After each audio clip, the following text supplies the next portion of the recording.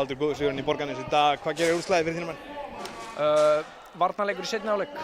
Þannig að við vorum búin að vera að ströggla með ákveðna hluti og breyttum aðeins og það gekk upp og fórum að ná stoppum og að samanskapti, þú veist, voru að fá góð skot allan leikinn og þeir fóru ekki onni í fyrri hálfleik en þeir byrjaði að detta í seinni og það svona skilaði þessu líka. Má segja að þetta langar hlé hafi kannski setið þessi mönnum hann í fyrri hálfleik? Já, þetta var eitthvað skrítin leikur í fyrri hálfleik allavega.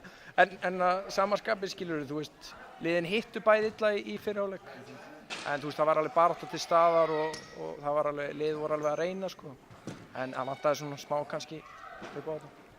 Þeir eru núna að jafna KR-stigum í 5. sæti og framöndan leikur Keflavík. Hvernig líst þér á baráttuna sem framöndan er? Já, bara hörkuleikur á móti Keflavík næst. Það sem að við þurfum að koma mjög einbeittir til leiks og bara eiga mjög góðan leik til að vinna þá.